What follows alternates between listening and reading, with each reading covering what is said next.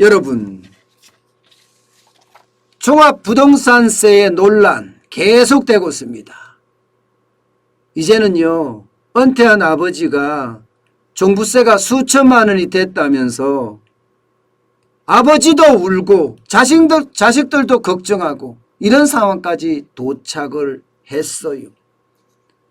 그만큼 말입니다. 세금 폭탄은 우리 서민들에게 아픔을 준다는 거예요. 고통을 준다는 거예요. 문재인 정부는 아니라고 이야기해요. 폭탄이 아니다. 이렇게 이야기하고 1주택자에 대한 부담은 그렇게 크지 않다. 이렇게까지 이야기하거든요. 어렵쇼? 시장에서는 그렇게 생각하지 않습니다. 시장에서는요, 여러분, 이렇게 생각을 해요.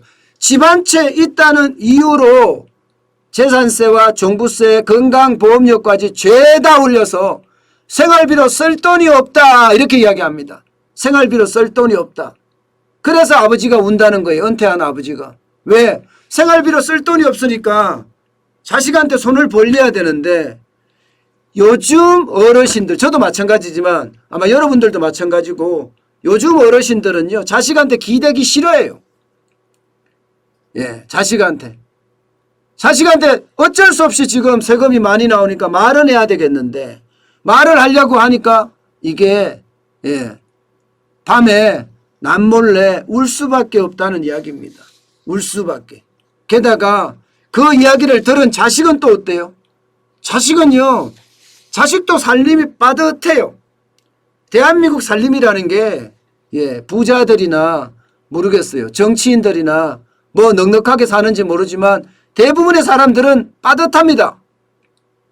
그러면 몇천만 원이 세금이 나오면 자식들은 부모가 부탁을 하고 손을 이야기를 했는데 자식들은 그 돈이 없어 또 걱정하는 겁니다. 또 걱정해요. 그렇게 할 수밖에 없는 게 여러분, 세금이 적지 않기 때문이에요. 여러분 이거 한번 보세요. 이거 한번 보세요. 1주택자입니다. 1주택자. 1주택자예요. 본인이 물론 고정수입은 없고요. 58세인데 서울 잠원동에 본인 소유 50평대 아파트에 거주합니다. 그러면 여러분 재산세가 1,000만 원이고요. 종부세가 1,100만 원입니다. 그러면 이게 2,100만 원을 내야 돼요. 월 175만 원 꼴입니다. 월 175만 원이 어디서 나옵니까? 2,100만 원이 여러분 어디서 나오죠?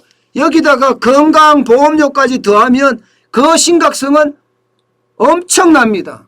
엄청납니다. 아마 집값이 저 정도 나오는 그러면 건강보험료도 엄청나게 나올 거예요.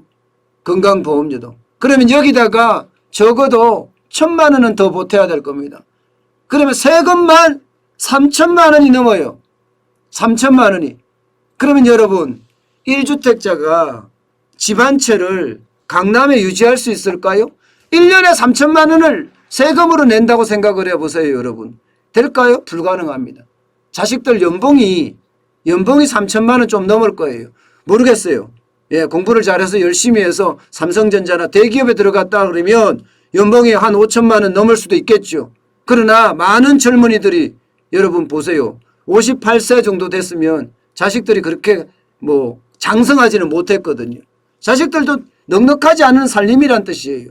그러면 이들에게도 그만큼 부담이 된다는 거 아니겠습니까? 만약에 3,000만 원이 나왔을 때 여기다 어디다 부담을 합니까? 고정수입은 없고 58세면 국민연금도 안 나오고. 그러니 지금 아버지가 은퇴한 아버지가 잠 못 자고 운다는 것, 이게 말이 되죠? 틀린 말이 아닙니다. 틀린 말이 아니에요. 심지어 말입니다. 여러분 2주택자는 더 심각합니다. 2주택자는 2주택자는요 지금 여기에서 예를 들은 거, 조선일보에서 예를 들은 건데요. 서울 서초동의 30평대 아파트에 거주하면서 20평대 아파트를 임대 보유하고 있습니다. 그동안 월세 수입이 270만 원에 국민연금이 30만 원, 300만 원의 월세 수입이 있었습니다. 그러니까 노후 준비를 잘한 거죠. 굉장히 열심히 살아서 노후 준비를 잘한 겁니다. 그런데 보유세가 이게 그냥 표현하겠습니다. 눈탱이 밤탱이 될 만큼 나왔습니다. 재산세만 하더라도 1,200만 원, 종합부동산세가 6,900만 원이에요. 그래서 8,100만 원이 나왔어요. 8,100만 원. 여기다가 여러분 여기다가 아유 제가 막 화가 막 나요. 화가. 예. 여기다가 건강보험료까지 포함하면 1억이에요. 1억. 1억이 넘는 돈이 어디서 나옵니까 여러분. 예. 1억이 넘는 돈을 나올 수가 없어요 여러분. 예. 원로 따져도 재산세하고 보유세, 재산세하고 종합부동산세를 합친 거 보유세만 하더라도 675만 원. 대기업의 단위는 여러분 자식들도 이만큼 못 받아요. 675만 원씩 못 받아요.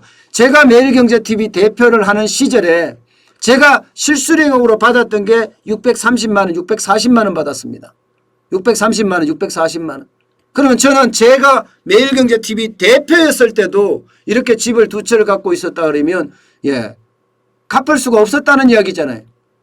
도대체 이 나라가 누구의 나라입니까? 이 나라가 문재인 대통령의 나라입니까? 홍남기 부총리의 나라입니까? 아니면 송영길 더불어민주당 대표의 나라입니까? 국민의 나라 아닙니까? 국민의 나라인데 국민에게 이렇게까지 부담을 준다는 건 이거는 말이 안 되죠. 이것은요. 예, 그냥 제가 제 표현대로 말하면 나가 죽으라는 거가 똑같습니다. 1년에 1억 이상의 예, 세금을 걷어가는 게 어디 있습니까? 나는 벌이가 시원찮은데 이것은 여러분 예, 문재인 정부의 폭거입니다. 폭거. 예. 집 2채가 다주택자입니까 여러분? 저는 집 2채, 집 3채가 다주택자라고 생각하지 않습니다. 열심히 살으면 노후 준비를 그렇게 할 수 있다고 생각을 해요. 노후 준비를. 예, 열심히 살아서. 그래서 노후에는요. 아파트 한 채 놓고 월세 주고 한 달에 270만 원 이분도 받잖아요. 270만 원 받으면서 내 생활을 할 수 있는 거예요. 억지로라도 최소 자본으로. 그런데 세금을 1억씩 때리면 이거는요. 자식도 감당하지 못해요. 부모도 이거 감당 못합니다. 그러면 어떻게 해야 돼요? 집을 팔아야 돼요.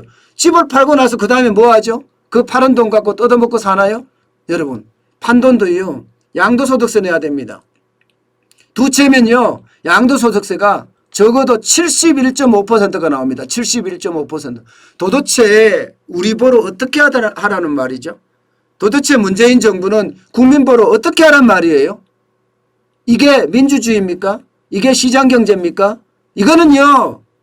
저는 독재라고 생각해요. 독재. 독재. 이거는 말이 안 되는 그런 상황이라고 생각을 합니다. 그렇지 않고는요. 이렇게까지 때리면 예. 아니 나이가 얼마가 됐든지 자식한테 부탁을 할 수도 없을 정도. 그러면 이게 어떻게 되겠어요? 예. 밤에 잠을 못 자는 정도가 아니라 진짜 내가 헛살았다 하면서 덕덕 울게 생겼어요. 덕덕 울게 생겼어요. 그게 지금 종부세의 현실입니다. 종부세의 현실. 예. 미친 종부세입니다. 미친 종부세. 거기다가 한마디 더 보태면요. 미친 정부고요.